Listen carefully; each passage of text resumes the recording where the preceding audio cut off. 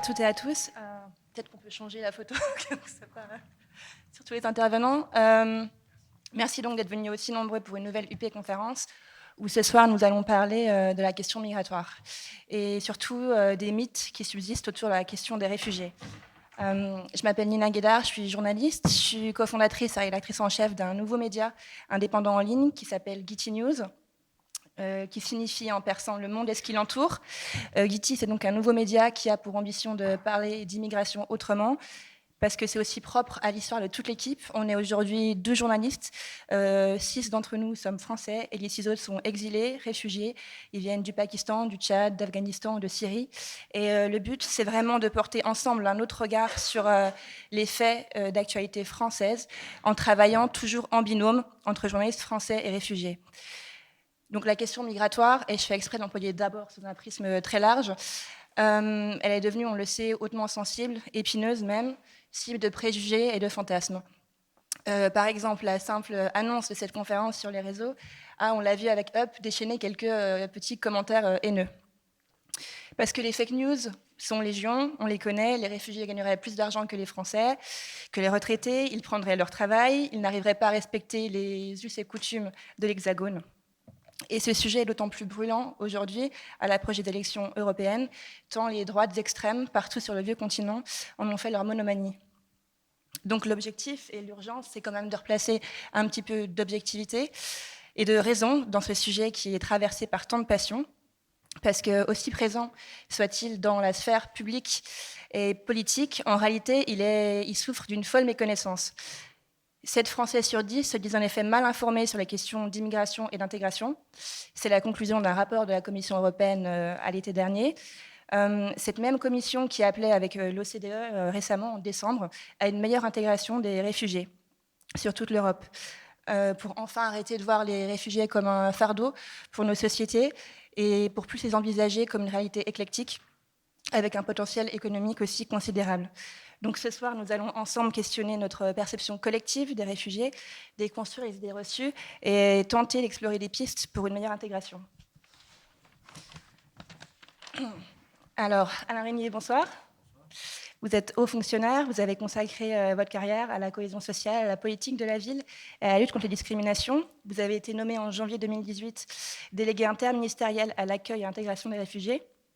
Et votre rôle, c'est de coordonner leur arrivée en France et d'œuvrer à leur intégration durable. Cécile Pierre-Achiever, bonsoir. Vous avez créé Codico en 2016. Vous êtes convaincue que l'accès à l'emploi est l'un des principaux facteurs d'intégration des réfugiés, et c'est pourquoi votre association œuvre et milite pour transmettre les codes du marché du travail et ceux de la recherche d'emploi aux personnes réfugiées. Cham Maskoun, bonsoir. Vous êtes un ancien réfugié syrien, vous êtes arrivé en France en 2013. Vous avez repris vos études et vous êtes maintenant ingénieur ici à Paris.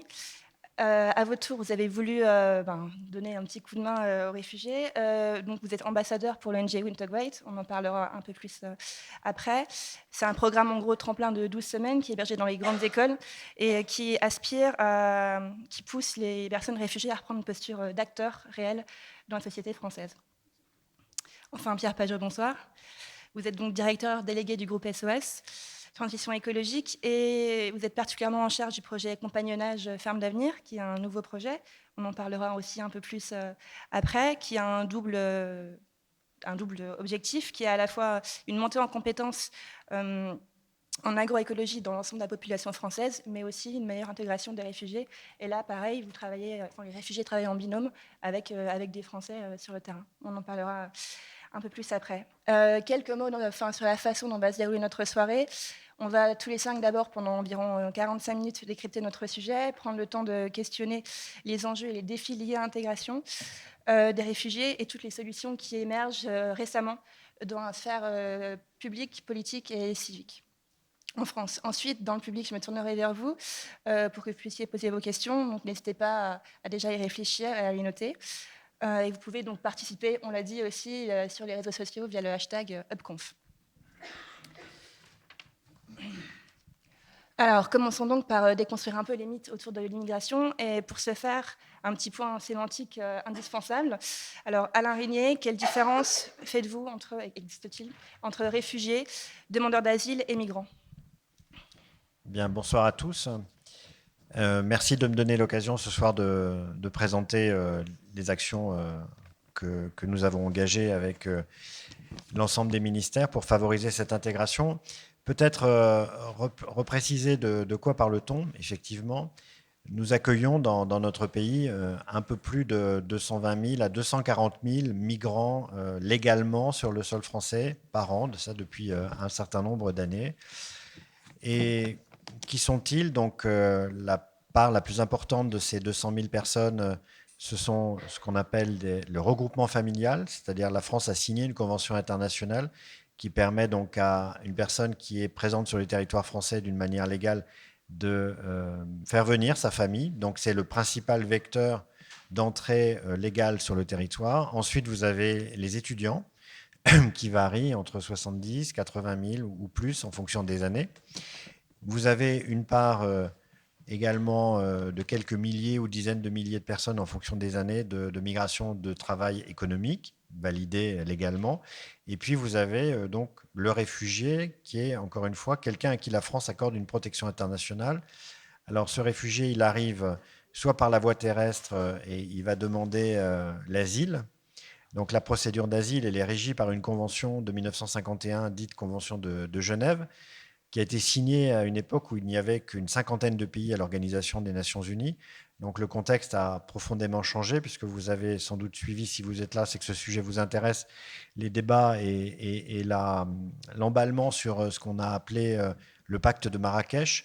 Donc 180, plus de 183 pays ont validé ce document, ces documents, puisqu'il y en a deux à New York en septembre de l'année dernière, et la ratification définitive à Marrakech a vu une trentaine de pays finalement ne pas signer l'acte final, dont les deux tiers de pays de l'Union européenne qui n'ont pas souhaité, pour des raisons qui viennent d'être évoquées, c'est-à-dire les montées et les peurs dans un certain nombre de pays européens, n'ont pas signé finalement ce document.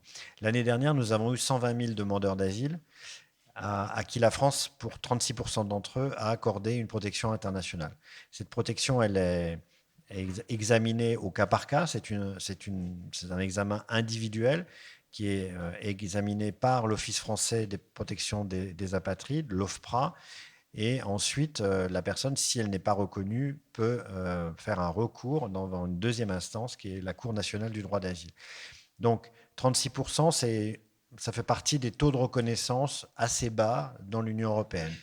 Ceci étant, donc l'année dernière, nous avons en 2018, sur le nombre de personnes adultes, à peu près 36 000 adultes et 8 000 enfants, donc la France a accordé une protection internationale à plus de près de 45 000 personnes, ce qui était déjà le cas en 2017. Donc actuellement, sur le territoire français, il y a 260 000 personnes à qui la France a accordé une protection internationale. Ces hommes, ces femmes, ces enfants, euh, avant la nouvelle politique de ce gouvernement, n'ont pas fait l'objet ces dernières années de mesures particulières de suivi de leur intégration sur le territoire français. Donc, comme on est dans ce qu'on appelle le droit commun par rapport au débat dans la société française, ces hommes, ces femmes et ces enfants bénéficient des mêmes droits que l'ensemble des nationaux. Pas plus, pas moins, mais une attention particulière leur est apportée aujourd'hui. Des moyens sans précédent ont été mis sur la table. Et on essaie, encore une fois, de construire des parcours d'intégration autour du français. J'y reviendrai, de l'accès à l'emploi. On y reviendra avec Codico et Integrate, et les formations universitaires, etc. Donc, on est sur un public qui aussi rentre et sort, c'est-à-dire qu'un certain nombre de ces réfugiés, au bout de quelques années, vont demander la naturalisation et vont devenir français. Donc, ce sont des flux. Et donc, si on rapporte cette question du réfugié par rapport à la population française, on voit bien qu'on est sur des débats totalement, vous l'avez dit, on en avait parlé quand on a préparé cette rencontre, totalement irrationnelle, délirante, même de bouffées de peur par rapport à un volume de personnes qui est tout à fait, je dirais, pour reprendre l'expression de François Héran, un démographe, on peut très bien imaginer ce qu'il appelle une infusion durable dans la société française. Néanmoins, aujourd'hui, encore une fois, on se heurte à ces blocages. Et si vous rappelez aussi vous dire aussi que depuis l'an 2000, à peu près 200 millions d'êtres humains ont bougé sur cette planète. Si on les ramène à 100 personnes, 98 sur les 100 ont bougé autour d'eux, dans des pays de proximité. Seulement 2 sont venus dans les pays développés. Donc, c'est vous dire aussi que par rapport à tous ces discours sur le grand remplacement, sur la peur, encore une fois, d'être envahi, nous sommes sur, si on objective les choses à partir de travaux scientifiques, on est très très loin de cette description. En revanche, nous sommes face à des personnes qui, aujourd'hui, font l'objet de discriminations très fortes. Moi-même, sur les réseaux sociaux de la délégation, je suis obligé de faire des tris. Il y a des menaces de mort, il y a une violence, une haine qui est déversée sur la figure de l'étranger. Et on y reviendra peut-être plus tard aussi, l'appréciation ou la manière dont la personne entre dans le territoire n'est pas la même dans une très grande ville, encore plus dans une mégapole comme la région parisienne, dans des villes moyennes et dans des territoires ruraux. Et là, on y reviendra sans doute aussi. Il y a un potentiel d'intégration important dans les territoires ruraux qu'il faut développer. Merci de ces précisions. Justement, on le rappelait, il y a une folle méconnaissance du sujet. Cécile, pourquoi vous pensez qu'on évoque volontiers les réfugiés comme un ensemble homogène et qu'on n'insiste pas assez sur la singularité des parcours? Pourquoi on a du mal à envisager cette multiplicité-là? Alors, déjà, le réfugié, moi, j'aime bien spécifier déjà que le réfugié, ce n'est pas une statistique, c'est une personne. Donc, je préfère rajouter le mot « personne réfugiée ». Les personnes que nous accueillons en France et qui obtiennent ce statut sont donc des personnes qui quittent leur pays de force, et donc c'est la société civile qui arrive en France, et c'est des personnes qui proviennent de pays dont l'État français a décidé d'accorder l'asile. Donc évidemment, ce sont des personnes qui ont des profils complètement différents. On parle d'hommes, de femmes qui ont une vie, ont eu un parcours, ont eu des expériences, des compétences. Et donc, on ne peut pas parler d'une personne réfugiée, mais on peut parler de personnes qui ont eu des expériences, qui ont des ambitions et qui sont toutes différentes. Donc, si je parle spécifiquement de mon initiative Codico, alors Codico, ça veut dire code en grec, parce que notre mission, justement, c'est de transférer les codes aux personnes réfugiées qui vont arriver en France, qui sont donc des professionnels, qui ont eu une expérience, et de transférer également aussi les codes aux personnes salariées qui vont les accompagner, puisque nous travaillons de manière en binôme, où nous accompagnons donc les personnes dans les entreprises en les mettant en lien avec des personnes salariées. Et donc ces personnes salariées, on va aussi leur transférer les codes pour qu'elles puissent s'ouvrir à ces personnes réfugiées. Voilà, donc les personnes que nous accompagnons sont vraiment, je dirais, des professionnels. Nous les accompagnons comme des professionnels. C'est donc souvent la première fois qu'ils rentrent dans une entreprise française et qu'ils sont reconnus en tant que professionnels, porteurs de compétences et porteurs d'expérience. Et nous accompagnons des gens qui sont des juristes, qui sont des médecins, qui sont des mécaniciens, qui sont des plombiers, qui sont des professeurs, enfin voilà, tout type de profession.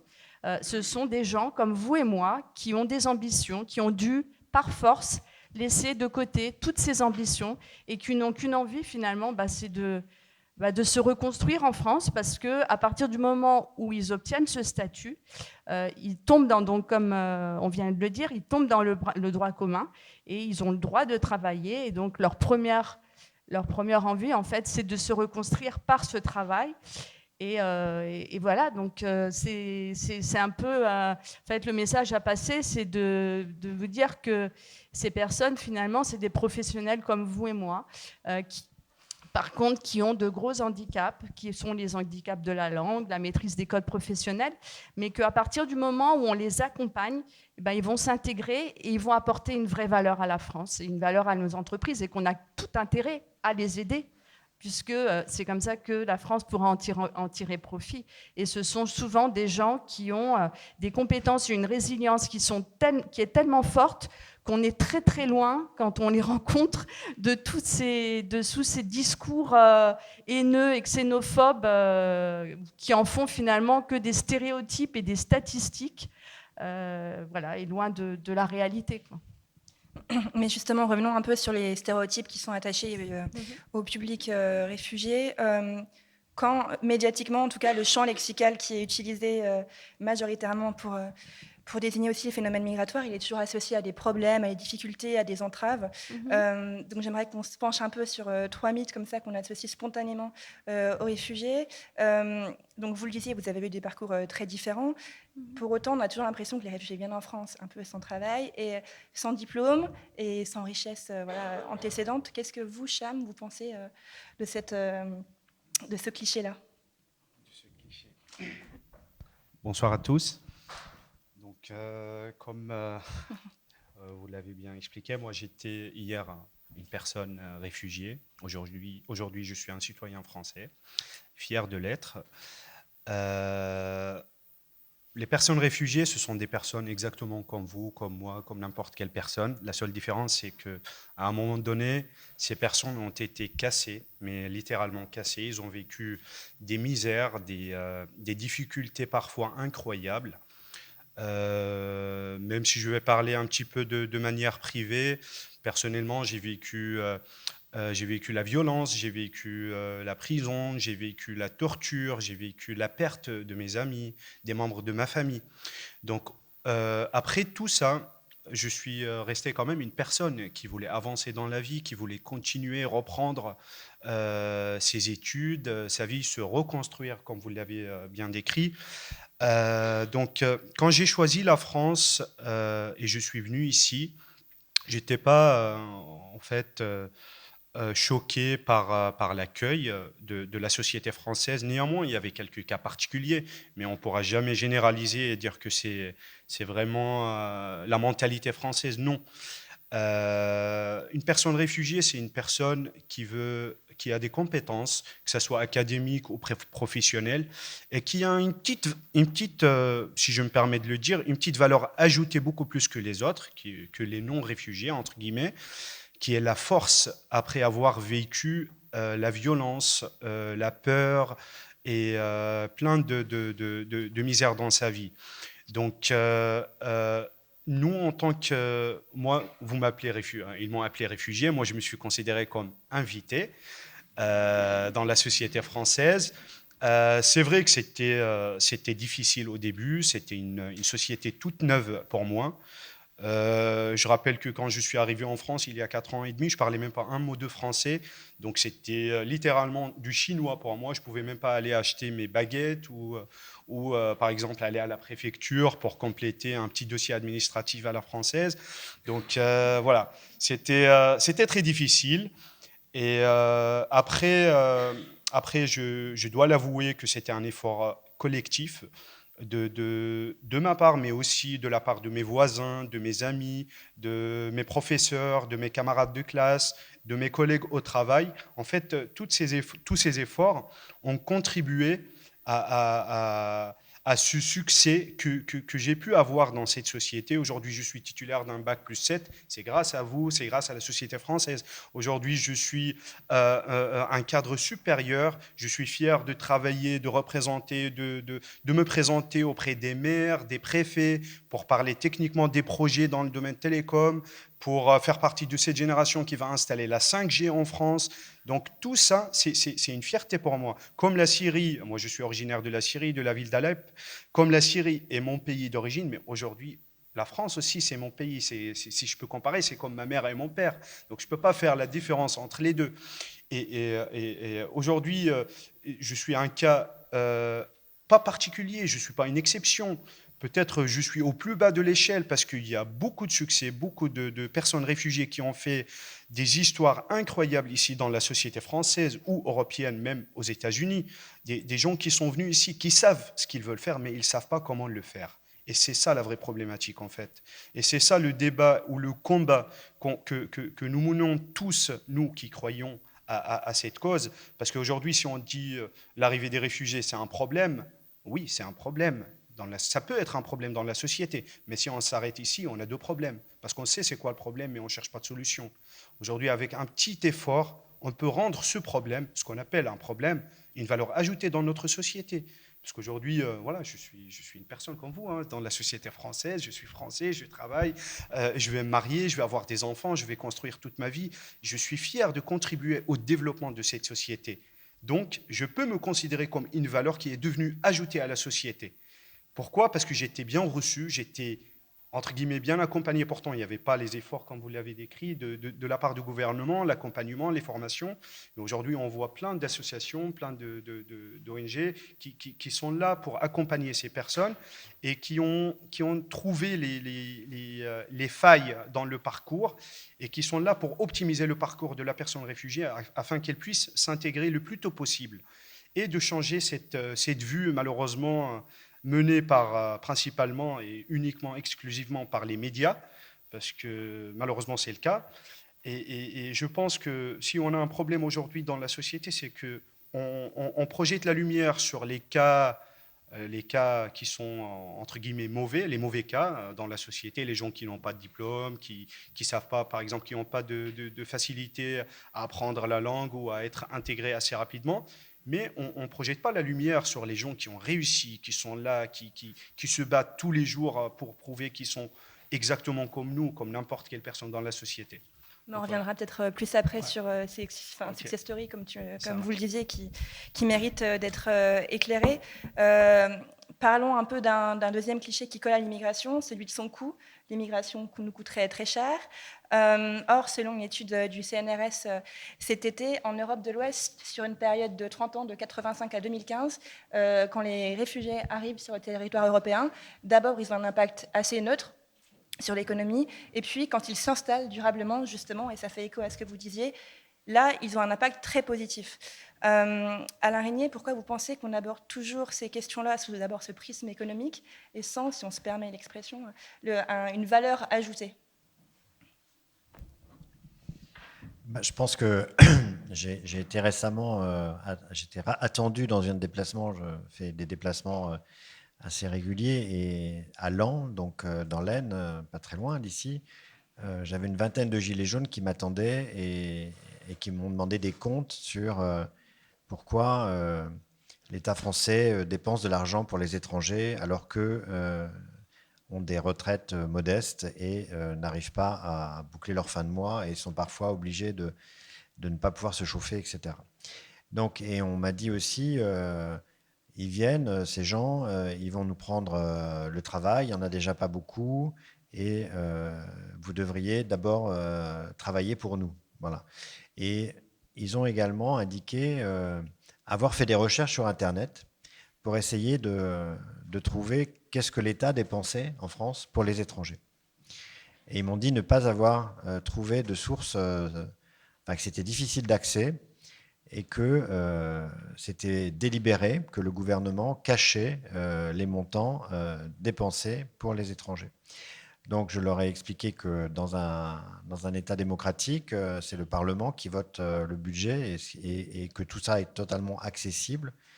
Et je leur ai donc présenté les sommes investies par le gouvernement français. Cette somme est à peu près d'1 milliard d'euros sur la durée du quinquennat. Ce chiffre est déjà c'est difficile à se représenter ce qu'est 1 milliard d'euros. Et ce chiffre-là a paru... j'ai joué la transparence, parce qu'encore une fois, je ne vois pas pourquoi je n'aurais pas à dire quels sont les engagements publics d'un gouvernement et de l'État français. Mais ce chiffre a paru totalement fou pour les compatriotes qui étaient en face de moi. Donc, quelles sont, là, encore une fois, les principales représentations qui sont faites pour un certain nombre de nos compatriotes, des Français qui sont, encore une fois, inquiets pour leur avenir? C'est la croissance dans la représentation classique, et on travaille justement pour essayer de travailler sur une vision de moyen et long terme d'un développement durable. Mais aujourd'hui, donc, pendant des décennies, on a dit aux gens l'important, c'est le taux de croissance dans le développement d'un pays. Et donc, comme la croissance est faible, le gâteau apparaît encore une fois limité. Donc, tout nouvel entrant va être quelqu'un qui va vous prendre une partie de la richesse du pays. Ensuite, il y a le nouvel entrant va potentiellement me prendre un travail.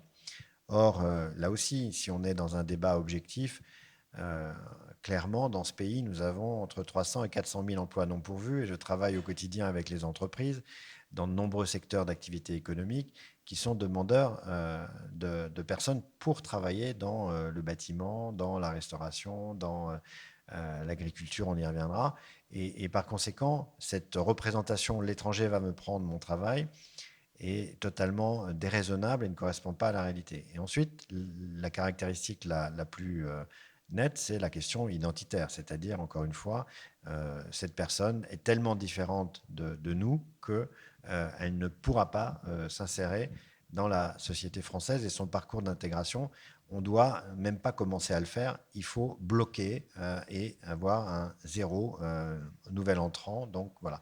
Alors l'économie, encore une fois, on l'a très bien, ça a été très bien démontré en Allemagne, qui a donc sur à peu près 900 000 personnes dont l'accueil s'est fait en 2015, a à peu près investi 5 fois plus que la France, puisqu'encore une fois, nous, on a été dans le gouvernement précédent sur des chiffres très modestes d'accueil de réfugiés en France.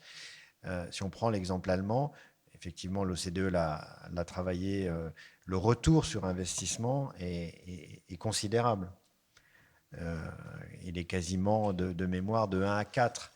Donc, on est sur quelque chose, encore une fois, qui, si on est au-delà des valeurs d'accueil et d'hospitalité, si on est simplement dans l'intérêt des nations européennes, notre intérêt, c'est d'accueillir des personnes, que ce soit par l'asile ou par d'autres formes, mais c'est d'accueillir de nouvelles personnes. J'ai été invité, j'essaie de mobiliser un réseau de maires, donc j'ai écrit à plus de 700 maires et j'ai plus de 200 élus qui ont accepté de faire partie d'un réseau des maires solidaires. J'ai été invité dans une petite ville à Autun, en Saône-et-Loire, il y a quelques semaines. Le maire perd 150 habitants par an dans sa ville. Il a 14 000 habitants. Il perd 150 habitants par an. Et il me dit, moi, je veux accueillir des réfugiés. Donc, et un maire rural me dit, voilà, moi, pour maintenir mon école, une famille avec 2 enfants va me maintenir mon école dans ma zone de vie. Donc, si on est au-delà des valeurs dans une approche bien comprise, encore une fois, de nos situations démographiques et de nos offres d'emploi dans les prochaines années et décennies pour travailler dans les maisons de retraite, dans les services qui, si nous n'avons pas de nouveaux entrants, nous n'y arriverons pas. Donc ça, il faut être en capacité de le démontrer au reste de la population qui, encore une fois, voit plutôt un nouvel entrant comme quelqu'un qui va prendre une part dans un pays qui, encore une fois, malgré ce que je vous ai dit sur les centaines de milliers d'emplois non pourvus, il y a quand même structurellement 2,5 millions de gens qui sont au chômage depuis plus de 18 mois. Donc il y a cette... encore une fois, cette tension et ce paradoxe. D'un côté, on vous dit il y a des emplois, et de l'autre côté, il y a ce chômage structurel.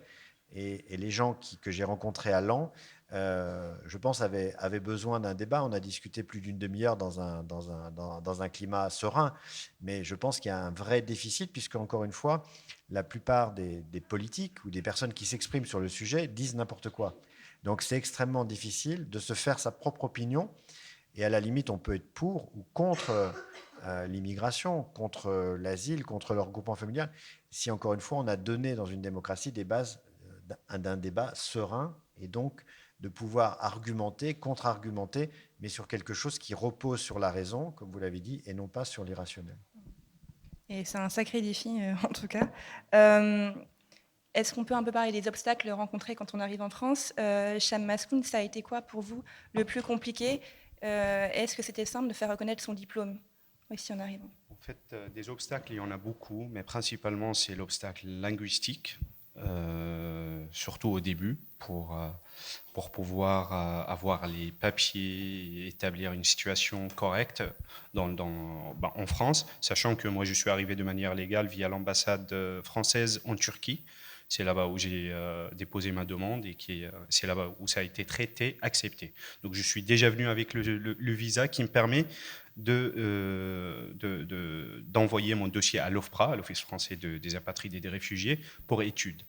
Donc moi je savais ce que je voulais faire, c'était clair dans ma tête que je vais continuer, reprendre mes études, décrocher un travail, avancer, me développer, parce que j'avais toujours, et jusqu'à aujourd'hui, j'ai toujours cette idée de il faut que je sois prêt, parce que mon pays va être un jour en paix, et il faut que j'y retourne, il faut que je puisse être à la hauteur de reconstruire mon pays, pas tout seul bien évidemment, mais avec tous les jeunes qui pensent comme moi. Donc principalement c'était l'obstacle linguistique. La deuxième chose, c'était, comme vous le savez, en fait, il y a une différence entre les niveaux académiques en France et à l'étranger. En fait, entre n'importe quel deux pays, on peut avoir des différences.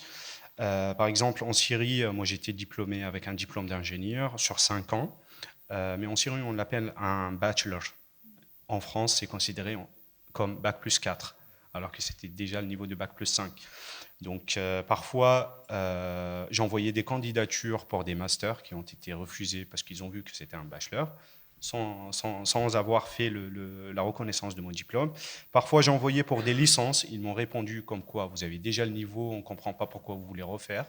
Donc c'était un peu tendu, j'étais perdu littéralement, hein, je ne vais pas le cacher.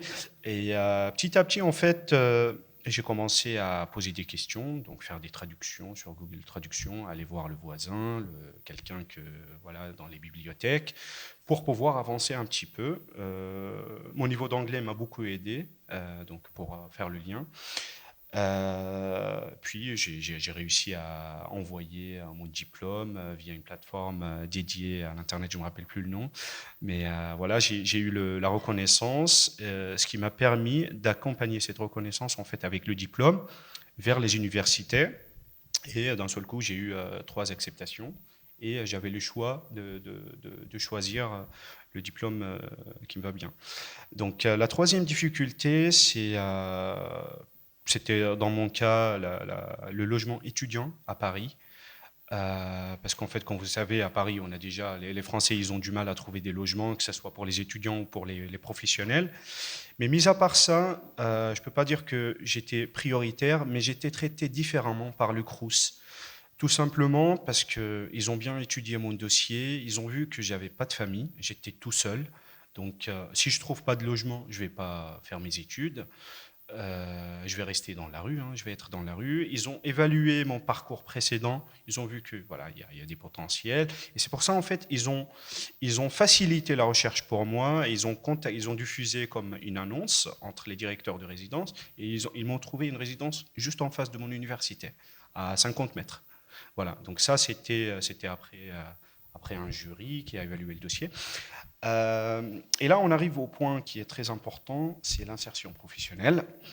Donc, moi, j'ai fait l'ingénierie de télécom, qui est un domaine qui touche parfois aux fréquences niveau national, qui a une sorte de confidentialité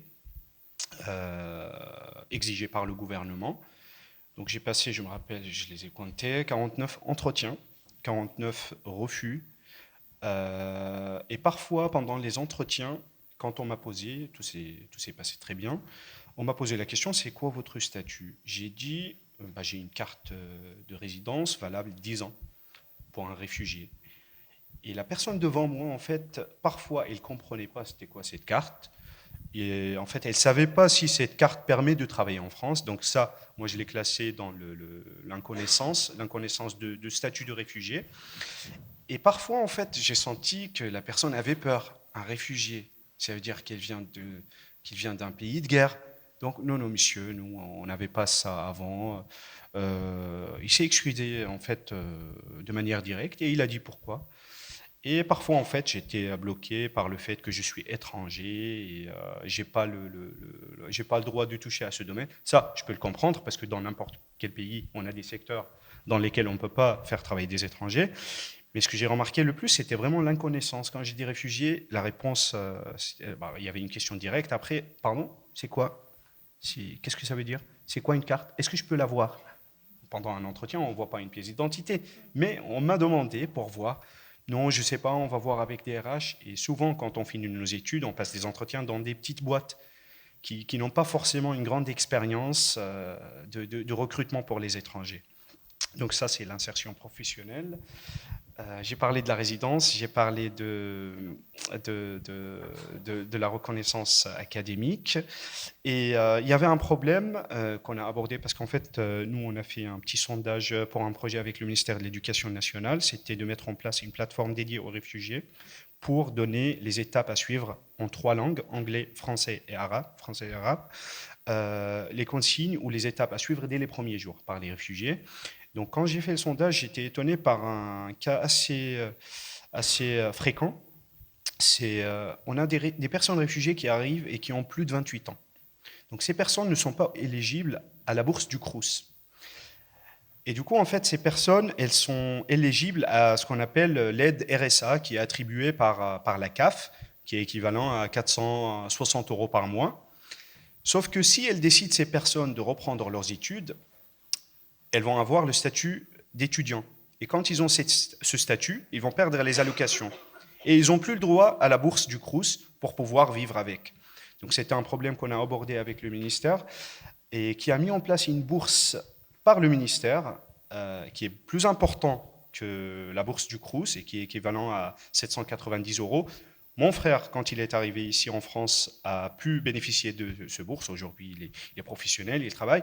Mais c'était un problème qui a été résolu assez rapidement par le ministère. Et le dernier problème, le dernier obstacle, en fait, c'était aujourd'hui, je suis une personne réfugiée, j'arrive en France, j'ai un récépissé qui est valable pendant 9 mois, dans un premier temps, le temps que mon dossier soit traité par l'OFPRA. Ça, c'était avant, parce que les délais, maintenant, ils sont entre 3 à 6 mois avec le nouveau gouvernement. Mais avant, c'était 9 mois. Ça veut dire, en fait, moi, j'arrive j'arrive en mai, en juin.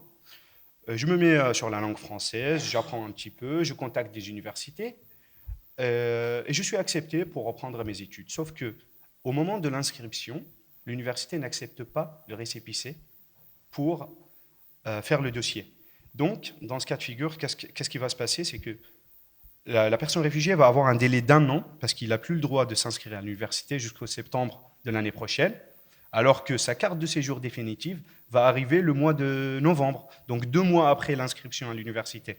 Donc nous, ce qu'on a proposé au ministère de l'Éducation nationale, c'est d'accorder une acceptation provisoire sous condition de présenter une carte de séjour définitive avant d'entrer dans les examens pour pouvoir juste en fait optimiser le parcours au lieu de perdre 1 an et profiter des aides ou d'être un problème dans la société et avoir touché de l'argent en faisant rien. Non, on préfère donner une acceptation provisoire, mais cette personne, elle ne rentre pas dans les examens si elle ne présente pas sa carte de séjour définitive. Et ça a été le cas dans plusieurs universités maintenant.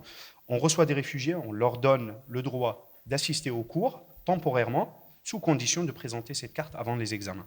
Donc voilà, principalement, c'était ça les problèmes. Là, je ne vais pas parler des problèmes psychologiques parce qu'on en a tous. Voilà. Merci. Et non, plus globalement, justement, comment, c'est le cœur de notre sujet, comment on parvient à changer le récit de l'immigration? Alain Régnier, peut-être, là-dessus. Est-ce que là, les discours politiques et moraux ne touchent pas justement leurs limites? En fait, je pense qu'il y a d'une part, rappeler en permanence qu'on est dans un état de droit, que les états de droit, ils ont un état, c'est juridiquement un territoire, un peuple et un gouvernement. Ça, c'est la définition depuis le XVIIIe siècle, qu'il existe le droit de l'État national, qu'il existe un droit international qui est un droit donc qui est accepté par les parties, donc c'est plutôt de nature conventionnelle. On signe un accord où on délègue et où on accepte qu'un droit supérieur à l'État national régisse un certain nombre de domaines de la vie. Ainsi, on a fêté il y a quelques semaines les 70 ans de la Déclaration universelle des droits de l'homme, qui est un document majeur de l'après-Deuxième Guerre mondiale. Et puis on a construit tout un droit international de la protection de l'enfant, de la protection de la famille, etc. Donc, rappeler en permanence que cet ordre juridique, c'est ce qui nous permet de maintenir une relation dans laquelle on n'est pas dans l'état où c'est le plus fort qui domine le plus faible, mais où on a construit ce droit. On a construit un droit européen aussi qui est un droit protecteur des personnes. Et on a essayé d'organiser, encore une fois, et la difficulté que nous avons en ce moment, c'est l'échec. Nous avons construit une réglementation européenne qui est au bout parce qu'elle se heurte là, au-delà du droit, à la question, encore une fois, de la manière dont on considère la question comme un élément constitutif de la construction européenne, c'est-à-dire la liberté de circulation, qui est reconnue dans une directive qui s'appelle la directive 2004-38, donc adoptée en 2004, et en même temps, donc, les États continuent à être des États régaliens, des États-nations, donc qui régissent, encore une fois, la manière dont ils organisent le passage de la frontière. Donc, mais rappeler en permanence qu'on ne peut pas être simplement sur un droit contextualisé. Dans les débats récents dans notre pays, on dit oui, on est d'accord sur le droit d'asile, mais. Et dès lors qu'on dit le mais, à ce moment-là, on n'est plus dans un état de droit, puisque le mais serait un mais conditionnel en fonction d'une situation temporelle, d'une actualité qui ferait un droit qui serait à géométrie variable en fonction du contexte. Donc, je pense qu'il faut rappeler en permanence que nous ne tenons que parce que nous sommes dans un état de droit. Et c'est vrai que ça peut avoir des moments de contradiction et de tension. J'en cite spontanément un. C'est que dès lors que vous rentrez sur une convention, vous sollicitez une convention internationale qui est celle de 1951, elle fixe un certain nombre de critères qui définissent la reconnaissance d'un statut de protection lié à cette protection dite internationale. En 1950, il est très clair que la France était encore un pays colonial. Je vous ai dit, avec une cinquantaine de pays à l'Organisation des Nations Unies, que par conséquent, la question des migrations économiques ou des migrations climatiques n'était absolument pas dans le viseur de 1950. Et donc, le droit que nous avons construit, le droit asilaire, est fondé, encore une fois, il est temporel parce qu'il est dans un contexte particulier, il a été élaboré dans un contexte particulier. Donc, il nous appartient toujours de préserver cette construction internationale et en droit interne, on peut, pour les gens qui s'intéressent à la question juridique, souligner l'importance de la décision du Conseil constitutionnel de juillet de l'année dernière qui a qui a reconnu la fraternité comme faisant partie du bloc de constitutionnalité, donc qui a permis, là encore, d'aller au-delà de la loi qui avait une vision assez restrictive de la solidarité qu'on pouvait apporter en tant que citoyen à des personnes migrantes, pas uniquement réfugiées, mais migrantes. Et le Conseil constitutionnel a rappelé, encore une fois, que la fraternité avait force constitutionnelle et donc s'imposait devant, dès lors qu'on était dans un acte gratuit, que chaque citoyen de notre République a un droit de solidarité, d'apporter un droit de solidarité vis-à-vis de quelqu'un qui est un étranger. Donc je pense encore une fois que nous avons toute cette construction à toujours rappeler et que dès lors, effectivement, que quelqu'un ne rentre pas dans cette convention de Genève et est débouté du droit d'asile, cette personne doit quitter le territoire français. Parce que si on considère que c'est à géométrie variable et qu'en fonction des situations, un tel peut rester, un tel ne peut pas rester, à ce moment-là, vous sortez de l'état de droit. J'entends bien qu'un certain nombre d'entre vous puissent considérer que ce discours est difficile à entendre ou à accepter, mais il n'en demeure pas moins que soit vous avez un droit universel à accueillir, et à ce moment-là, toute personne entrante, dès lors qu'elle est sur le territoire, a un titre et peut se maintenir sur le territoire, dès lors que quelqu'un sollicite la protection de la Convention de Genève et sollicite cette protection internationale de la part de la France, si ces critères ne sont pas remplis, nous avons le devoir de veiller à l'application de la règle de droit qui est la reconduite à la frontière. Le problème, c'est que cette reconduite ne s'effectue pas ou s'effectue très peu et que nous constituons ainsi, d'année en année, depuis de nombreuses années, une part importante de personnes, d'hommes et de femmes et d'enfants en Île-de-France ce soir. L'État, donc nous, dans cette salle, allons payer 38 000 chambres d'hôtel pour loger des ménages qui sont en situation irrégulière au regard du droit du séjour. Parce que nous avons un autre principe juridique qui est l'inconditionnalité de l'accueil et que cette obligation nous impose de protéger toute personne en situation de détresse, quel que soit son statut. Et une personne en situation irrégulière au regard du droit du séjour n'est pas sans droit. les enfants ont accès à l'école. Les adultes et les enfants ont accès à la santé au travers d'un dispositif qui s'appelle l'aide médicale État, qui fait l'objet aussi de nombreuses controverses publiques. Donc, tout ça pour dire que tout ce que nous essayons, encore une fois, de préserver dans la République française, c'est cet état de droit qui ne peut pas être à géométrie variable. Qu'il y ait des personnes qui viennent parce que économiquement, elles sont en grande incapacité, notamment les jeunes africains aujourd'hui, l'avenir est tellement bouché, ou l'avenir pas du tout, d'avenir dans le continent africain. Il est effectivement, si on se place de la point de vue du jeune homme ou de la jeune femme, on va migrer, on va avoir envie de venir chez nous. Mais on ne peut pas, sur cette base-là, solliciter le droit d'asile, puisqu'encore une fois, ce droit n'a pas été construit pour répondre à ces situations. Et toute la difficulté que nous avons, si nous étions dans une démarche intelligente, je reviens à la dimension économique, c'est de se dire que, de toute façon, nous avons un intérêt bien compris, à la fois en termes de valeur et d'intérêt pour l'avenir de nos pays, d'accueillir plus facilement, plus légalement, des personnes qui veulent venir sur le continent européen. Mais ça ne peut se faire que si nous avons une approche commune des modalités d'accueil, et aujourd'hui ce n'est pas le cas. Donc il y a autant de règles du jeu que d'États dans l'Union européenne, donc ce qui nous rend extrêmement vulnérables et qui pose les problèmes qui ont amené la situation italienne. Elle est largement, cette situation italienne, la conséquence de notre égoïsme, l'égoïsme de la France, mais aussi d'autres pays qui n'ont pas accepté de partager, d'avoir une solidarité. On a essayé de mettre en place ce qu'on a appelé des relocalisations, c'est-à-dire que les premiers pays, la Grèce, l'Italie, ont accueilli énormément de migrants. Et s'il n'y a pas une solidarité européenne où on partage, encore une fois, cet accueil, on n'arrivera pas à avancer. Donc voilà, fondamentalement, je voudrais insister sur le respect de la règle de droit.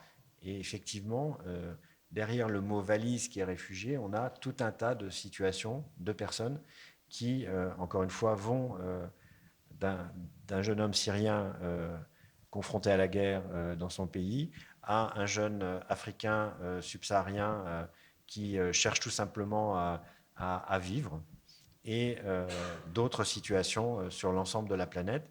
Mais je vous redis que, encore une fois, nous accueillons très peu finalement de personnes migrantes par rapport potentiellement à toutes les migrations qui sont à l'œuvre aujourd'hui sur la planète. Mais justement, Cham Maskoun, vous en parliez, il y a une réelle précarité quand les personnes arrivent en France, après ce qu'elles ont pu traverser, une précarité qui peut être aussi d'abord financière, mais psychologique ou morale. Et donc, l'important, c'est de trouver des solutions pérennes pour que ces personnes s'insèrent professionnellement en France. Et du coup, peut-être qu'on peut parler de toutes celles qui ont fleuri ces dernières années. Pierre Pajot, est-ce que vous pouvez nous dire quelques mots sur Ferme d'Avenir, qui vise donc à former notamment les réfugiés au maraîchage agroécologique? Comment est venue cette idée et où en est-on? Alors, on est dans un cas un peu particulier, mais que j'allais dire presque opportuniste. Et je rebondis sur la notion d'opportunité qui a pas mal été évoquée depuis le début. C'est-à-dire qu'on a mis en place en 2017, avec Ferme d'Avenir, un premier programme de compagnonnage sur les métiers du maraîchage biologique en France. Pour une raison simple, c'est qu'aujourd'hui en France, il y a à peu près 470 000 agriculteurs, fermes, et sur ces 470 000 agriculteurs, 2 tiers sont en âge de partir à la retraite d'ici 5 à 7 ans. Et c'est les mêmes 2 tiers, en tout cas c'est la même proportion, il y a 2 tiers des fermes qui n'ont pas de repreneurs. Et je pense qu'on pourrait faire un test en faisant lever les mains dans la salle, mais personne aujourd'hui, ou très peu de gens, veulent faire ce métier. Il y a un vrai besoin de compétences, de formation, et d'emmener, de créer un peu des filières, quelque part, des filières de compétences vers ce métier, ou vers ces métiers, parce qu'il y a plein de métiers agricoles différents, qui sont, on pourrait dire, les plus beaux métiers du monde, mais qui sont aujourd'hui très très peu attractifs. Donc on a mis en place en 2017 un programme de compagnonnage pour rendre le métier attractif, former les gens. Je ne sais pas qui connaît ce que c'est le compagnonnage. C'est une manière assez ancienne, qui a connu son âge d'or au 19e siècle, de formation, de transmission des compétences, avec 2 axes très importants. Le premier axe, c'est la dimension, on va dire, de communauté, avec des aspirants compagnons et des compagnons. Donc les compagnons formant les aspirants compagnons, qui deviennent compagnons, qui eux-mêmes formeront de futurs aspirants compagnons, et l'itinérance, avec une logique de pouvoir comme ça parcourir différents compagnons à différents endroits en France et donc de pouvoir se former. Donc on l'a mis en place au début sans dimension réfugiée, entre guillemets, donc voilà, avec des non-réfugiés. Donc c'était 6 premières fermes partout en France. Pendant 1 an, ils étaient en binôme de 2 et ils allaient partout se former. Ils avaient tous un premier bagage agricole et avec une volonté d'aller comme ça ensuite s'installer ou être employés dans des fermes. Et en fait, on s'est rendu compte, et je reboucle avec la notion d'opportunité, on s'est rendu compte qu'au sein du groupe SOS, donc Ferme d'Avenir est une association du groupe SOS, dans le groupe SOS, Nicolas le rappelait en introduction, on a un nombre assez important de CADA, de centres d'accueil de demandeurs d'asile, et en fait, les personnes qui se présentent dans ces centres d'accueil de demandeurs d'asile, il y en a 10 à 20% qui se déclarent agriculteurs ou de profession agricole. Et en fait, on l'a vraiment vu comme une opportunité. Alors bien sûr, il y avait une dimension d'intégration, une dimension sociale, éthique qui nous pousse à intégrer les réfugiés. Mais on s'est également dit, mais en fait, ce programme de compagnonnage, toutes ces fermes qui aujourd'hui cherchent des repreneurs, cherchent des salariés agricoles, etc., en fait, là, il y a un gisement absolument incroyable de personnes, et vous le rappeliez, qui ont envie, qui sont des êtres humains, qui veulent juste avancer dans la vie, se développer, qu'on pourrait remettre dans des bureaux, dans du service, dans du béton, mais qui en fait sont agriculteurs et qui ont énormément de compétences et d'envie à nous transmettre, d'autant plus dans des pratiques agroécologiques qui sont en général la norme dans leur pays entre guillemets d'origine. Donc on a intégré à partir de 2018, donc après la première expérience sur l'année 2017, en 2018 on a créé ce qu'on a appelé des binômes mixtes, donc des binômes un non-réfugié, un réfugié, sur le même principe, donc avec plus de fermes, 12 fermes partout en France, 24 compagnons. On a commencé en octobre 2018 et donc là ça fait à peu près 6 mois. Et donc ils sont par binôme de 2, un Français entre guillemets historique et un réfugié. Et donc ils binôment comme ça et ils se forment partout en France sous les principes que je vous ai dit tout à l'heure.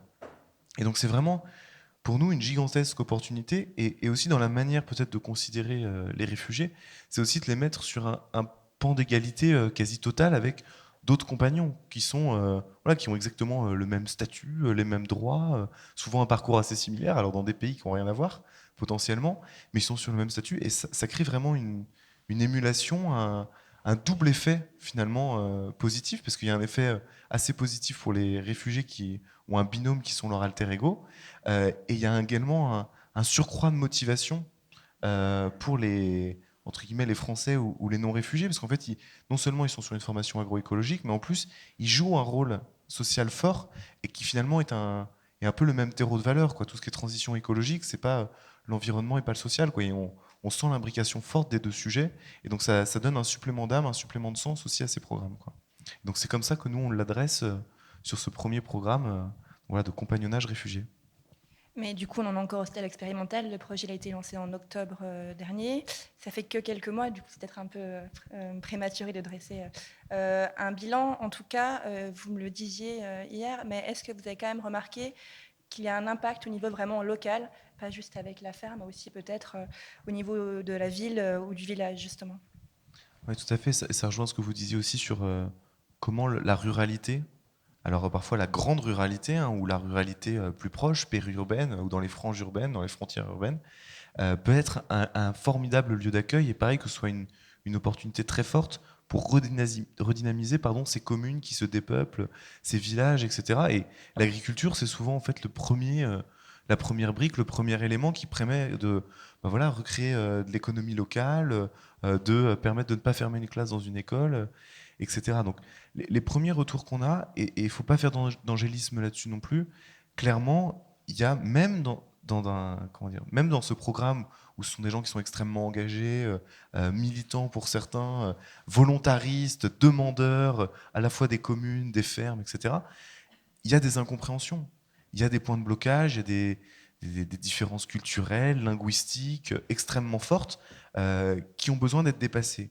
Et ce dépassement, on va dire la simple bonne volonté, ça peut être un élément, mais si on veut aller vite et le faire de manière efficace, ce que vous disiez aussi tout à l'heure, il y a besoin d'énormément de formation, de moyens pour former les formateurs, former ces fermes, former ces territoires ruraux, quoi. Et donc pour répondre peut-être un peu plus précisément à votre question, les premiers résultats qu'on a, donc là il y a 8 réfugiés qui sont intégrés donc sur 8 endroits en France. Je crois qu'il y a 7 régions différentes, donc c'est des territoires qui n'ont rien à voir, à côté de Nantes, en Moselle, en région sud, près de Gardanne. Donc voilà, c'est des fermes qui n'ont absolument rien à voir en termes de territoire, certaines encore une fois hein, dans des franges urbaines, certaines en plus grande ruralité. Finalement, c'est toujours un petit peu le même phénomène qu'on voit pour l'instant, alors avec on va dire notre jeune retour. C'est un très fort enthousiasme au début, assez global en général, et assez surprenant, qui va à l'encontre des clichés qu'on peut voir justement dans les médias, etc. Un moment après, un peu d'incompréhension, il y a quelques grains de sable, finalement, il y a de la promiscuité, pardon.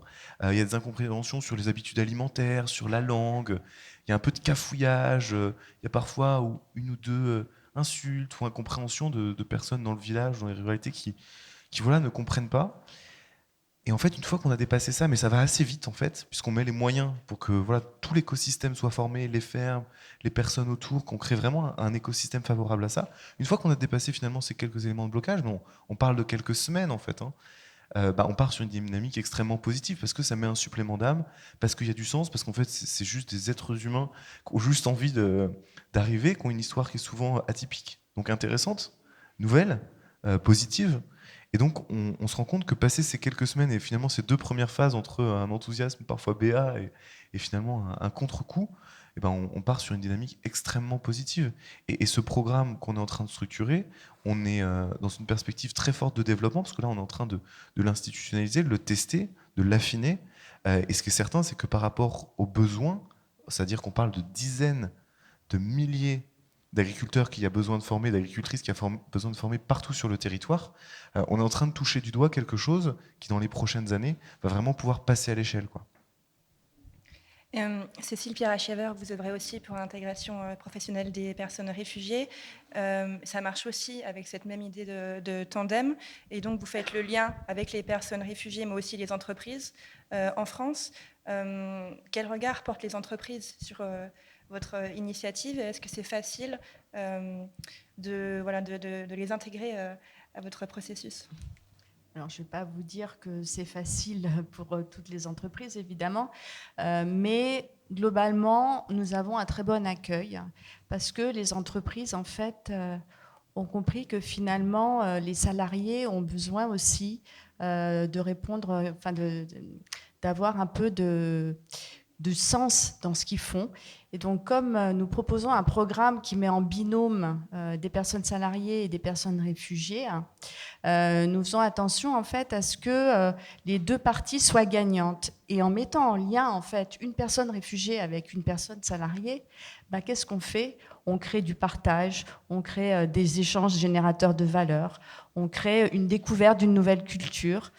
Donc finalement, dans ce programme qui favorise au départ l'insertion professionnelle des personnes réfugiées, on va aussi quelque part répondre aux personnes salariées qui sont en recherche de sens, qui cherchent à s'engager sur une initiative forte. Et en accompagnant cet autre, ils vont partager, ils vont monter en compétences interculturelles, ils vont découvrir une nouvelle culture, ils vont redécouvrir le marché du travail, puisqu'on travaille sur la recherche d'un emploi. Et quelque part, de par cette rencontre, on change le regard. On change le regard parce qu'on rencontre cet hôte et on réalise que cet hôte, finalement, il est porteur de compétences, il a une résilience, il est très volontaire.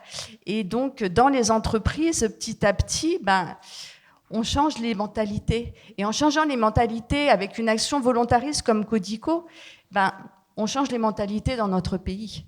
Ça prend du temps, mais c'est pour ça que finalement, pour moi, la politique, c'est aller dans les territoires et puis créer des initiatives comme Codico, créer des collectifs où les gens vont se rencontrer et vont changer leur regard, parce qu'en rencontrant cet autre, on rencontre que cet autre, il est plein de potentiel, et puis il est plein de bonnes qualités, et puis il nous apporte beaucoup.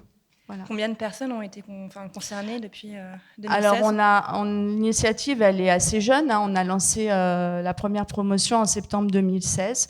Et à ce jour, on a accompagné environ 350 binômes, donc 700 personnes, parce qu'on parle de bénéficiaires aussi bien personnes salariées que personnes réfugiées.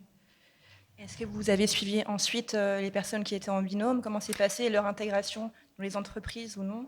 Alors, on a, bien sûr, on suit nos binômes de manière très proche. On évalue en fait l'évolution des parcours, s'il y a une insertion professionnelle qui se fait, mais pas que, parce que notre mission, c'est effectivement d'aller vers cette insertion le plus vite possible, parce qu'on sait combien, s'il n'y a pas un accompagnement dédié, combien ça peut prendre du temps d'avoir un travail pérenne.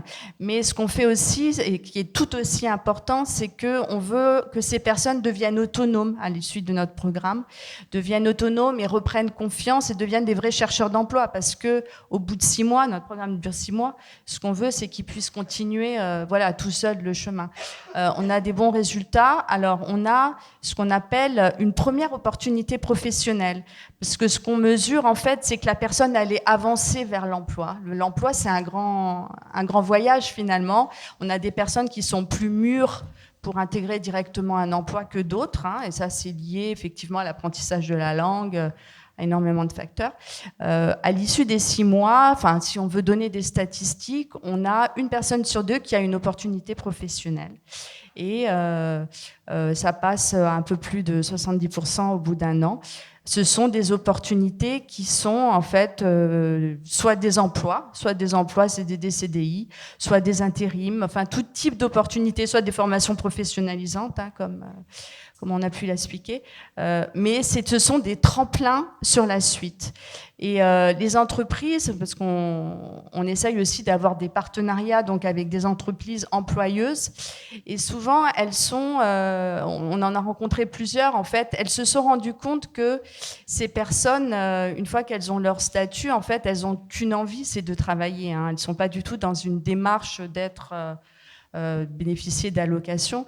Et donc, ce sont des personnes finalement qui sont très volontaires et qui sont très volontaires pour n'importe quel lieu de travail. Et j'ai plusieurs fois rencontré des employeurs qui m'ont dit les personnes réfugiées, elles ont envie de bosser. Elles ont envie de bosser. On est très surpris parce que finalement, au départ, on se disait, on ne sait pas trop à quoi s'attendre. Et puis, on se rend compte que finalement, ces personnes-là, elles sont très volontaires et elles vont aller loin, quoi. Est-ce que Cham Maskoun, c'est aussi ce que vous constatez avec Wintergrate? Comment ça se passe en quelques mots? Avec Wintergrate, en fait, ça s'est passé très bien, surtout au début, parce que nous, on s'est concentré sur une classe de réfugiés qui sont les étudiants. Qui ont soit commencé à faire leurs études dans leur pays d'origine, soit qui ont déjà un bac. Donc, moi, j'ai commencé activement avec eux à partir de 2e promotion, parce que j'étais contacté via mon école d'ingénierie pour participer à une réunion, comme par hasard, avec les 2 cofondateurs qui sont Théos Kubla et Émeric Guinet. Ils voulaient juste échanger sur la possibilité d'intégrer ce programme dans notre école. Donc, c'était une très belle rencontre, occasion pour avancer avec eux, pour participer. Comme je travaillais déjà, j'étais en train de regrouper ma famille pour faire venir mes frères et ma sœur et mes parents. Donc j'ai pu dégager un peu de temps pour participer à quelques événements, à quelques classes préparatoires avec les réfugiés, pendant lesquels je me suis présenté comme un formateur qui fait partie de Wintergrate. Et d'un seul coup, je basculais, parce que principalement, elles étaient des personnes réfugiées d'origine arabe, ça veut dire en fait du Soudan, d'Irak, de la Syrie, de plusieurs pays qui parlent arabe. D'un seul coup, je basculais en arabe. Et là, il me regardait, j'ai dit oui, j'étais comme vous il y a 2 ans, il y a 2 ans et demi, j'étais exactement comme vous, je parlais même pas un mot de français. Regardez, aujourd'hui, j'ai eu mes diplômes, je suis en train de travailler, je ne suis pas une exception, vous pouvez être comme moi, encore meilleur. Donc ça, c'était vraiment une sorte de motivation que je voulais apporter à ces personnes Mais pendant ce concrètement, programme. ces programmes, comment ils fonctionnent du coup, Pardon? c'est concrètement, ces Voilà. programmes, comment ils Ce fonctionnent? programme fonctionne parfaitement parce qu'elle est divisée en 4 parties. La première partie, c'est l'accompagnement linguistique. Deuxième partie, c'est l'accompagnement culturel pour expliquer comment ça se passe en France, qu'est-ce qu'on a le droit de faire, qu'est-ce qu'on n'a pas le droit de faire, qu'est-ce qu'il peut avoir comme changement entre la culture française ou la société française et notre culture. La troisième partie, c'est un petit accompagnement sur l'histoire de la France. C'est quoi la France? C'est quoi la République française? Comment la France s'est construite? Qu'est-ce qu'il y avait avant? C'est grâce à quelle révolution on est arrivé à ce pays développé qui est en train qui fait partie des grandes puissances dans le monde. Et la quatrième partie de ce programme, c'est l'accompagnement professionnel. C'est de mettre en relation chaque personne réfugiée, chaque étudiant réfugié, en relation avec ce qu'on appelait un buddy. Un buddy, c'est une personne professionnelle dans le domaine que cette personne souhaite faire dans l'avenir. Par exemple, une personne réfugiée qui veut faire de télécom, on le met avec quelqu'un qui fait de télécom. Une personne qui veut faire de la musique, on le met avec quelqu'un de professionnel dans le domaine de musique pour pouvoir échanger une fois par semaine, toutes les 2 semaines, tous les mois, faire une petite sortie, prendre un petit café, lui expliquer qu'est-ce qu'il faut qu'il fasse pour développer quelles compétences, comment il faut faire son CV, sur quelle plateforme il faut qu'il cherche du boulot. C'est vraiment juste un petit partage ou un retour sur expérience de la part de cette personne professionnelle vers cette réfugiée. Donc aujourd'hui, je n'ai pas les chiffres exacts, mais au début du programme, on a eu un grand succès, un succès de 100% d'intégration, que ce soit dans le secteur professionnel ou dans le secteur académique. Ça veut dire en fait à la sortie du programme, soit la personne avait besoin d'un deuxième programme, ça veut dire de deuxième 12 semaines, pour pouvoir accélérer, parce qu'on n'a pas tous le même niveau pour apprendre la langue ou pour avancer. Soit il y a des personnes qui sont sorties directement à Sciences Po, dans des écoles bien réputées, dans des universités, ou des personnes qui ont trouvé une petite formation, un petit stage en accompagnement, en partenariat avec des entreprises, et qui ont pu, à la suite de ce stage ou de cette formation, continuer à être insérés professionnellement dans cette entreprise. Du coup, là, on a parlé d'initiatives privées ou associatives. Alain Régnier, pour parler un peu des pouvoirs publics, quels dispositifs gouvernementaux ont été mis en place ces derniers temps? Est-ce que vous pouvez un peu parler du programme volontaire?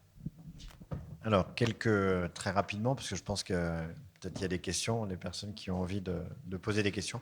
Donc, on a triplé la formation linguistique qui était de 200 heures, donc on est passé à 400 ou 600 heures en fonction des situations des personnes. On a développé un programme aussi d'insertion professionnelle avec à la fois une dimension français, une dimension logement.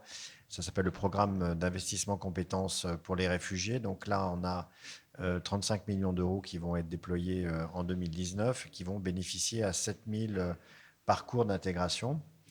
Et puis, ce que vous évoquez, c'est un élément pour moi essentiel, c'est la mobilisation de la jeunesse au travers d'un grand programme national de service civique qui s'appelle Volontaire et qui va, pour 2019, concerner 2000 jeunes avec des missions, à la fois pour 1500 missions sur les 2000, pour des jeunes Français dans des structures, des collectivités qui travaillent sur l'accueil et l'intégration des réfugiés, et puis 500 missions qui seront proposées à des jeunes réfugiés de manière à découvrir la société française et à s'investir au quotidien dans des actions d'intérêt général.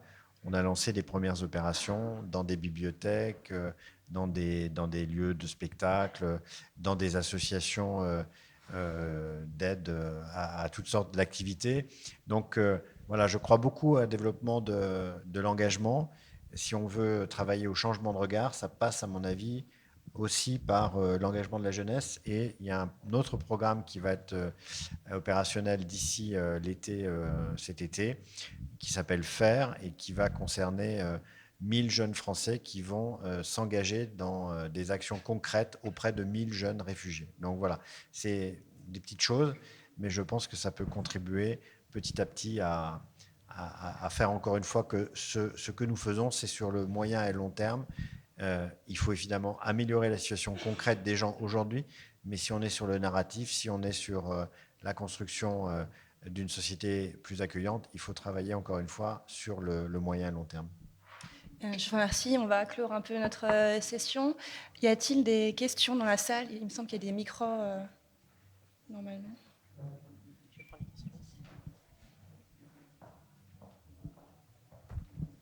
Bonsoir. J'ai bien apprécié toutes les interventions. Ma question, c'était par rapport à ce que M. Maskoun a dit.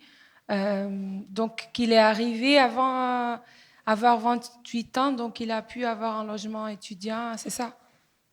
Pardon?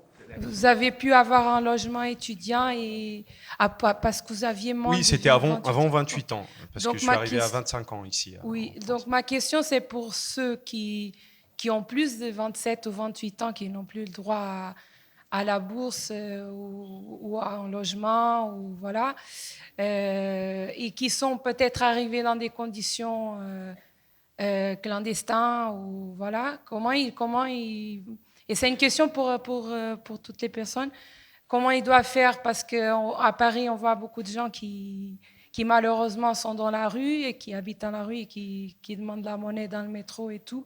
Et je me demande comment ces gens font pour s'en sortir, les enfants pour aller à l'école, les personnes pour travailler, parce que peut-être elles n'ont pas l'autorisation pour travailler. Donc voilà, les personnes qui ont moins de chance que vous. Je peux répondre juste brièvement, après si vous voulez rebondir. En fait, là, il faut savoir que dans la société des réfugiés, c'est comme n'importe quelle société. Il y a des bonnes, il y a des gentils et il y a des méchants. Il y en a qui profitent de la situation, forcément. Il y en a qui ont des aides. Il y en a qui sont stables, mais qui veulent profiter encore plus, qui se baladent. On ne peut pas généraliser, bien sûr. Mais en fait, aujourd'hui, en France, moi, je peux vous assurer que les personnes qui arrivent ici, même en mode clandestin, le gouvernement a mis en place des procédures pour étudier leur cas, et s'ils sont éligibles au statut de réfugié, toutes les personnes qui sont en danger et qui sont éligibles à ce statut, ils vont l'avoir sans faute. Mais sinon, si on voit parfois des personnes réfugiées, et moi j'ai interrogé plusieurs personnes qui s'arrêtent parfois au feu ou dans les banlieues, j'ai interrogé qui portent parfois des panneaux famille syrienne, famille réfugiée, famille, etc. Et croyez-moi qu'il y a des personnes qui ont fui, il y a des personnes qui m'ont insulté, il y a des personnes qui n'étaient même pas syriens, il y a des personnes qui sont, voilà, qui se prennent, qui profitent de cette vague pour pouvoir faire des bénéfices. Mais les gens qui arrivent ici, croyez-moi, ce n'est pas pour faire des compléments, parce que moi je suis passé par cette phase. J'ai un grand entourage de personnes réfugiées. J'ai des personnes de ma famille, ma sœur et mes deux frères, qui ont le statut de réfugié aujourd'hui. Et je peux vous assurer qu'entre mon arrivée et leur arrivée, les process ont vachement évolué. Et comme vous l'avez bien décrit, en fait, aujourd'hui, ils reçoivent des courriers chez nous pour des formations, pour des études de situation, pour les interroger, qu'est-ce que vous faites maintenant, qu'est-ce que vous souhaitez faire, qu'est-ce que vous en avez besoin.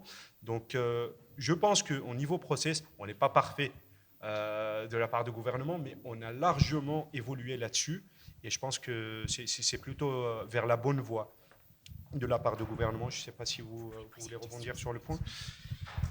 Oui, sur l'université, donc il y a un réseau avec 38 universités en France qui s'appelle le réseau MENS et qui a comme objectif d'accueillir des étudiants en exil, et aussi un programme qui est porté par le gouvernement qui s'appelle le programme PAUSE, qui permet à des chercheurs de haut niveau de pouvoir souffler et continuer leurs recherches dans leur domaine de travail dans des universités françaises, 38 universités, plus une douzaine d'écoles ou de grandes écoles. Et avec Wintegrate et d'autres acteurs, nous essayons effectivement de répondre à des cas par cas sur des gens plus âgés qui reprennent des études sur la question de l'homologation des diplômes. Je n'éluderai pas la question sur les personnes à la rue. On a, depuis une dizaine d'années, on est passé de 70 000 capacités d'accueil à plus de 130 000 aujourd'hui. Le budget d'accueil pour l'hébergement d'urgence dans ce pays est de 2 milliards d'euros. C'est le premier budget d'intervention de l'État, donc c'est considérable. C'est vrai que ça ne suffit pas pour de nombreuses situations individuelles, et que encore aujourd'hui, ce soir, sans doute, il y aura encore des familles avec des enfants qui, à Paris, ne trouveront pas de réponse au 115. Donc nous continuons inlassablement à essayer d'apporter des réponses. Il est aussi évident que l'Île-de-France et l'attractivité de l'Île-de-France dans le sens attractivité, parce que c'est une très grande ville, qu'elle offre des services, qu'elle a des associations qui offrent des prestations, qui essayent d'accompagner les personnes, font qu'il y a une distorsion entre nos capacités d'accueil en Île-de-France et à Paris tout particulièrement, et les besoins des personnes tels qu'on les voit visiblement dans la rue. Mais encore une fois, je redonne ce chiffre. L'État, ce soir, va financer 38 000 chambres d'hôtel pour mettre à l'abri des personnes, encore une fois, qui sont dans des statuts non légaux, puisque en termes de droit du séjour, ils n'ont pas droit au séjour.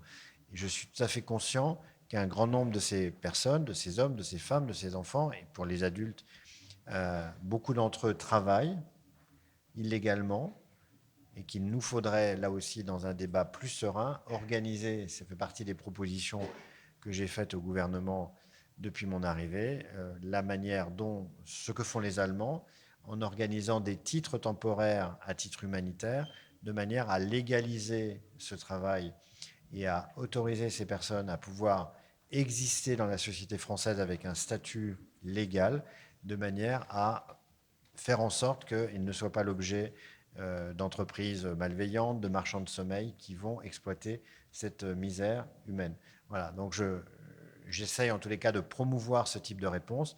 Je vous dis, ce n'est pas facile, mais encore une fois, nous essayons avec la mairie de Paris, avec l'ensemble des grandes villes, à essayer de répondre, mais nous sommes face à une situation, encore une fois, la ville de Paris a organisé un comptage solidaire, vous l'avez sans doute suivi, 3700 personnes ont été recensées à la rue à Paris il y a quelques semaines. Donc on est face à une situation, encore une fois, extrêmement massive et pour laquelle on n'est pas encore à la hauteur de la situation, même si on a fait beaucoup de progrès. Bonsoir, Monsieur Régnier, j'ai entendu tout à l'heure donc un mot-clé, le mot prison.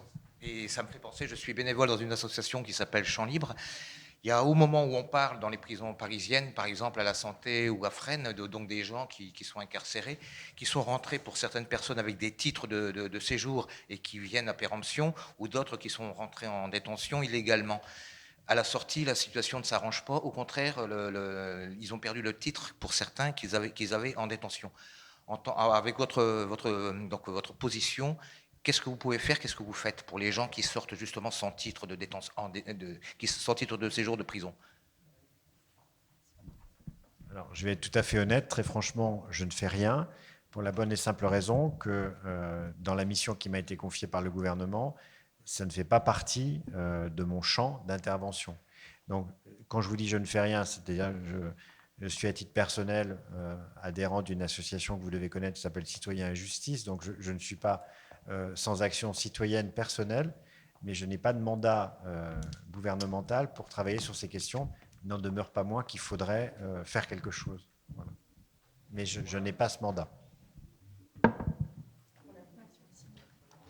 Bonsoir, merci beaucoup pour ces échanges.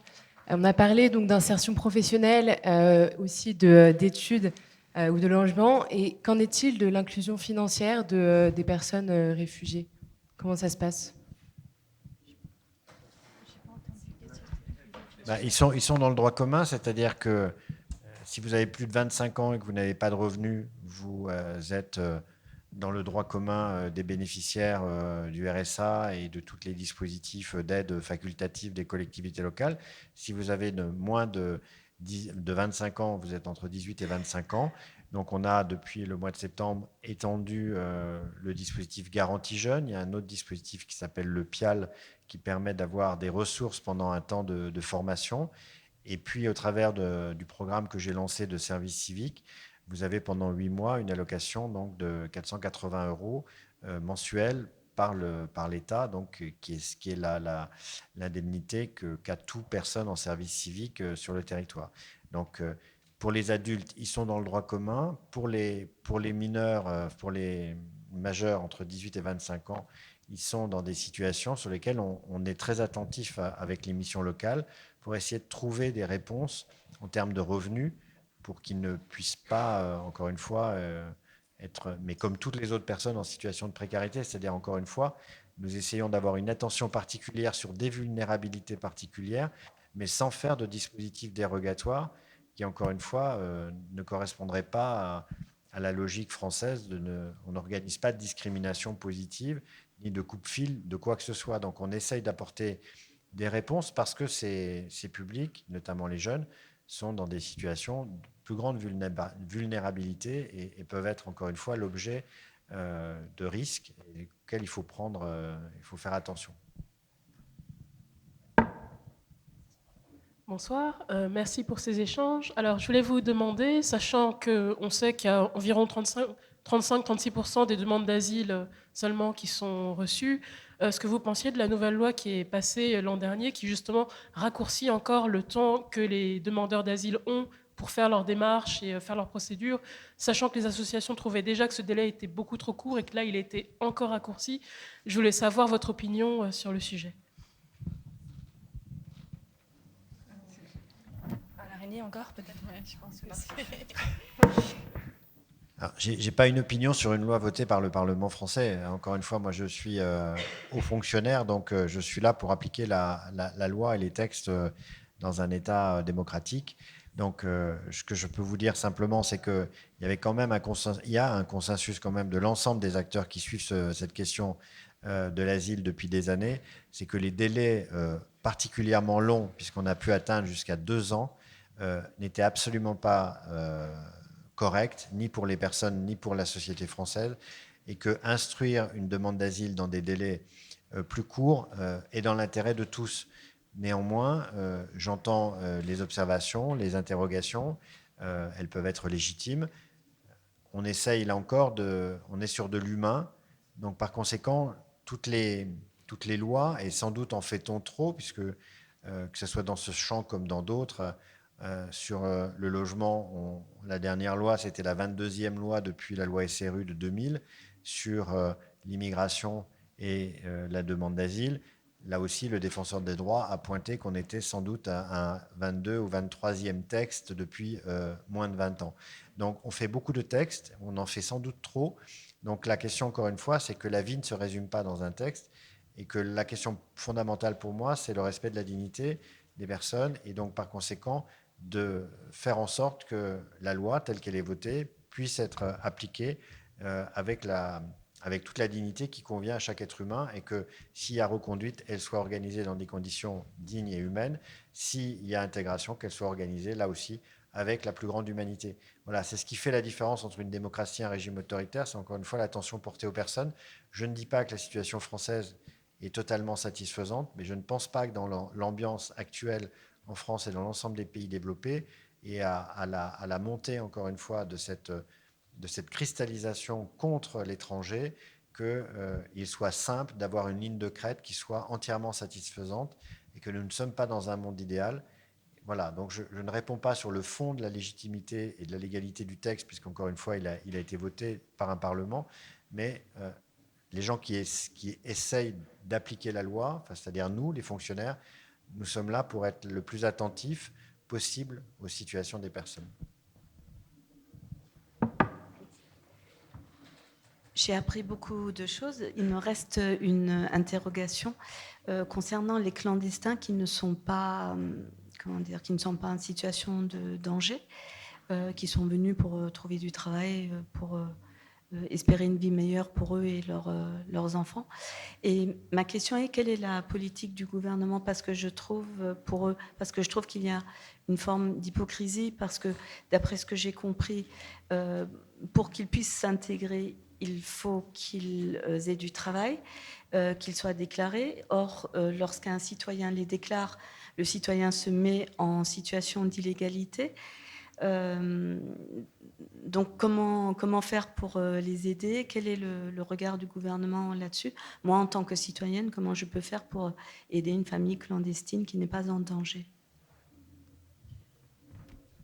Vous avez une très belle initiative citoyenne d'une journaliste française qui s'appelle Julia Montfort et qui a présenté la semaine dernière son premier carnet de solidarité où elle accueille chez elle un jeune Africain. Donc je vous incite à regarder ce témoignage. Et c'est une chaîne d'information. Elle va faire un certain nombre de documents visuels sur ce sujet. Donc, regardez ce document et puis vous aurez quelques idées sur quelques expériences concrètes que portent aussi des acteurs comme Singa, comme d'autres, sur un certain nombre de publics, le groupe SOS aussi sur de l'hébergement citoyen. Il y a des choses, donc on peut aussi vous aider à vous repérer dans des dispositifs qui sont déjà existants par des acteurs citoyens. Du coup, il va être temps de conclure. Si on doit garder quand même un message, on a l'impression de ces différentes initiatives, il y a l'idée de tandem qui quand même émerge très régulièrement aussi pour apporter une autre vision des réfugiés dans notre société française. En 2 mots, est-ce que Pierre Pageot, vous auriez un livre, un film à conseiller pour continuer cette réflexion ? Alors, il y a toute une myriade de livres, films, BD et autres éléments, et j'ai cherché celle qui m'avait personnellement le plus marqué. Et c'est un vieux film, alors, façon de parler, mais il a 10 ans, c'est le film Welcome, que vous connaissez peut-être, avec Vincent Lindon. Et je le trouvais touchant parce que bon, là, c'est un très beau film, il se regarde bien, et il montre bien un peu finalement ce que vit une personne lambda, et ça rejoint un peu votre question, peut-être madame aussi, mais voilà, qu'est-ce qu'on peut juste faire, quoi, et qu'est-ce qu'on peut juste faire, et qu'est-ce qu'il est possible de faire. Voilà. Cécile ? Alors moi, je voulais juste mentionner une autre initiative, parce que je trouve que ces initiatives très volontaristes nous font du bien.